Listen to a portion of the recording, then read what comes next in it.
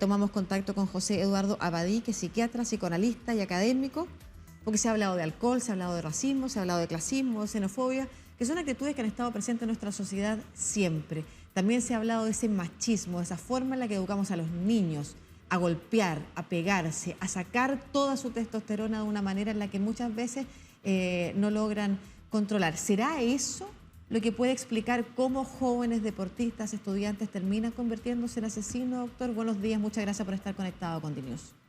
Buenos días para usted y para toda su audiencia.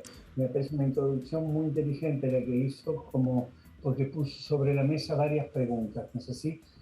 Partiendo de la base del impacto emocional que provocó ese acontecimiento hace 3 años, donde salvajemente un joven indefenso fue atacado por un grupo que tomaba características patroteriles, ¿no?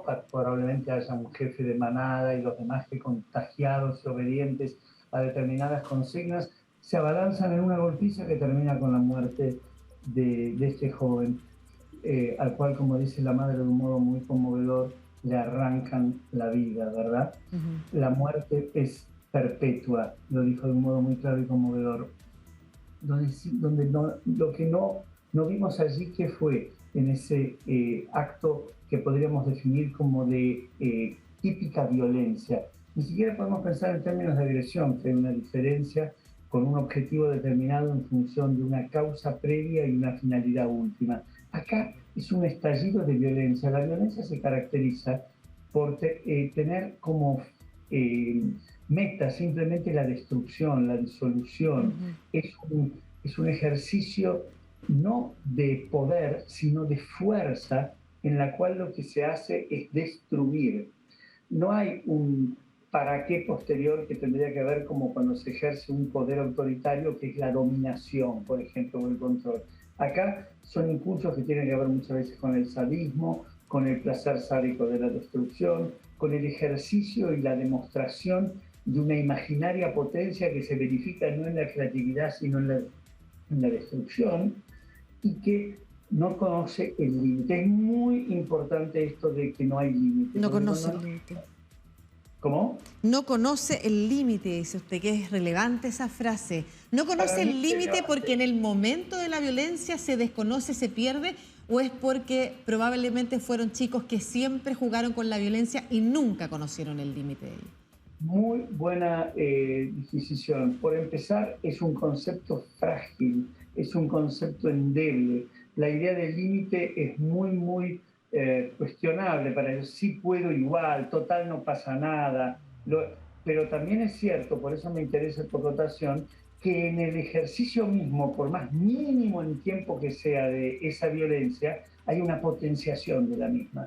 E incluso un contagio cuando son varios, y entonces el límite aún más, la frontera aún más entre lo que sí, lo que no, lo posible y lo imposible, el derecho a la vida y no tengo registro del semejante, se pierde. Entonces, en ese momento no hay la posibilidad ni de pensar qué estoy haciendo ni qué es lo que puede ocurrir, sino que hay una descarga donde lo único que parece estar en juego es un placer sádico, un ejercicio de autoafirmación equivocada, enferma, donde a través de, y que tiene como costo la seguridad, la vida, el cuerpo, el físico del otro, gratifico mi enfermedad, Usted mi ha patología. hablado, usted ha hablado de autoafirmación, también ha hablado de demostraciones de una potencia imaginaria.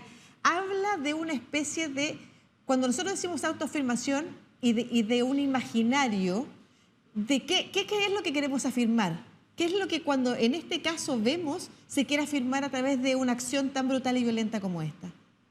Yo soy el principal, una lago narcisista donde la única cosa que me interesa es el propio yo, donde yo puedo, al destruir al otro, adquirir una superioridad que parte seguramente de una endeblez de fondo, pero que a través de esa violencia puede adquirir como un lugar de dominio, no de dominio, porque eso sería una cosa más como un plan armado con una finalidad específica, adquiere un carácter de superioridad, diría yo, Ujú. ¿no?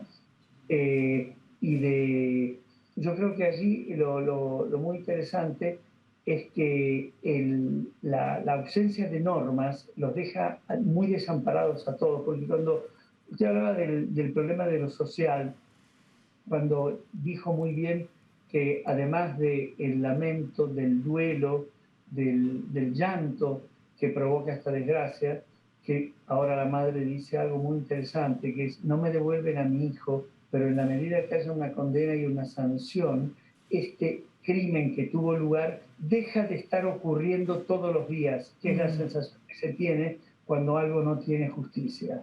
Esto es muy, muy importante. Pero bueno, eso nos lleva a esa pregunta acerca del tiempo actual, de la sociedad de hoy, de la juventud en este tiempo, y nos tiene que llevar a pensar que las normas son lo que dan libertad. La gente cree que la norma, que el límite, que la frontera, que los valores oprimen, reprimen, son autoritarismos. No, la norma es lo que nos permite movernos con un nivel de previsibilidad en el cual podemos, en el respeto del otro y en el ejercicio de mis derechos, crear. Eso es libertad, eso es convivir. Es- Violencia significa la imposibilidad de hablar. Violencia es la antipolítica. Violencia es por eso es lo antiparlamentario. ¿Qué es la política? Parlare, ¿no? Parlamentario. La violencia inhibe la comunicación. ¿Sabe lo que significa comunicar etimológicamente? Compartir.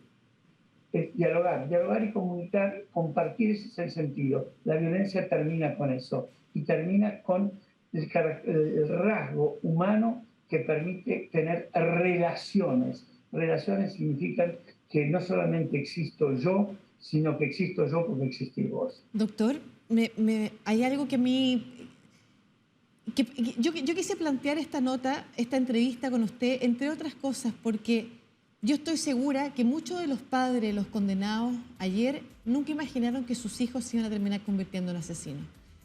O sea, como justo 8 cabros que estaban condenados o que tenían rasgos psicópatas iban a convivir y se iban a relacionar desde chicos. Probablemente muchos de ellos nunca imaginaron estar en este momento.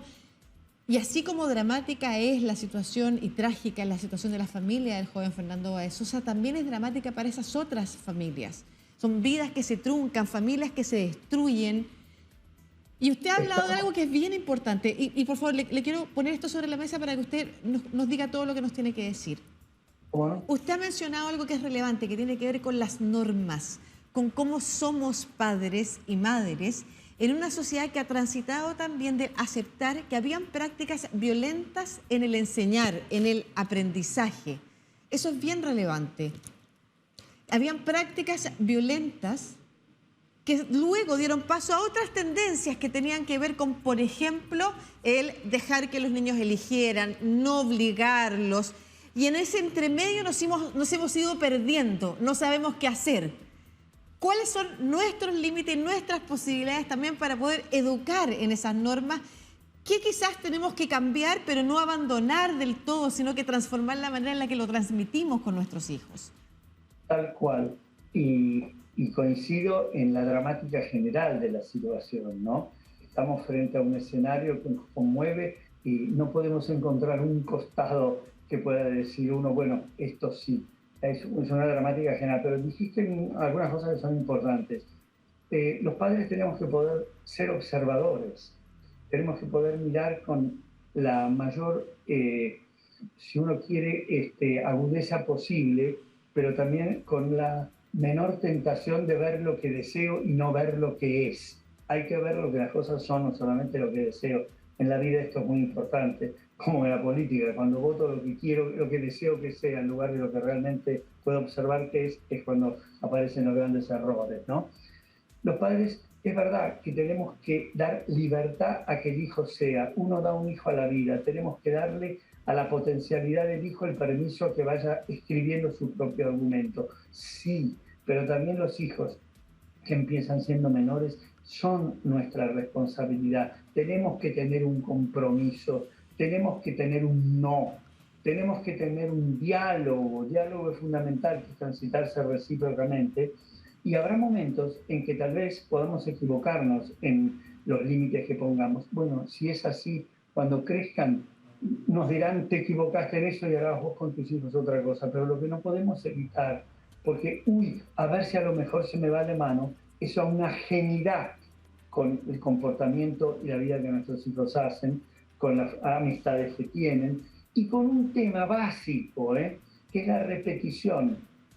Si uno ve las historias, ve, este fue el primer episodio en que un grupo de jóvenes o este grupo de jóvenes tenía peleas. No, muchas veces sabemos de casi como que el programa es algo que termina en una pelea, ¿no? Que ahí de lo que yo hablo como la pulsión sádica, la cosa, el placer equivocado, la imposibilidad de compartir algo que tiene que ver con lo creativo y con lo vital. La repetición es uno de los signos característicos que nosotros como psicoterapeutas, como psiquiatras, como psicoanalistas tenemos que trabajar cuando viene un paciente que está aquejado de un mal, que no repita lo que no, sino que pueda inaugurar algo distinto. Y nuestra función como padres, cuando instalamos normas, y vemos la repetición de una conducta, es un compromiso con eso. Doctor, No podemos... Sí. Solo quiero terminar preguntándole también por la educación en torno a prácticas que son violentas, ya sean deportes que son más agresivos, con más testosterona, también a prácticas que tienen que ver con la crianza de los niños y no necesariamente de las niñas, que tenemos otros desafíos, los niños que tienen que ver con agarrarse a combos, son efectivamente prácticas que uno puede ver y que se van fortaleciendo. O por ejemplo, si uno ve en otros países, en Estados Unidos, que agarren armas desde muy temprano, ¿no es cierto? Y los entrenan para eso.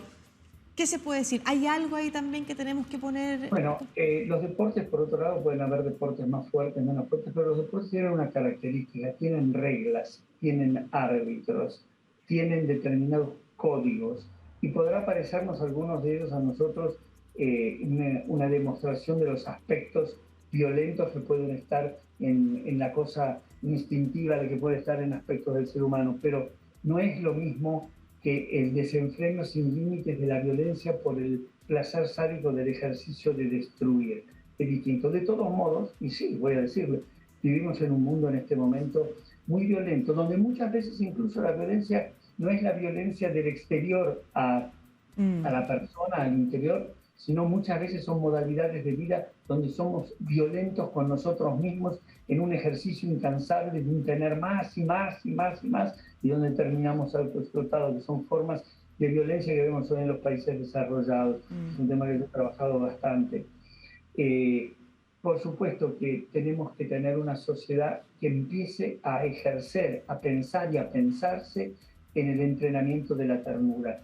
Eso generaría muchísimo menos estallidos de violencia, apenas, y tal vez algún día podamos tener el honor de sentirnos seres humanos que evitan estar siempre en guerras donde a los que se mandan son a los jóvenes que terminan con su vida. Muchas gracias por esta gran conversación. Sin duda nos ha servido a muchos y a muchas para salir más allá del caso y de la justicia, que es fundamental y es importante, como usted mismo lo decía, sacar alguna lección adicional para conversar entre nuestras familias.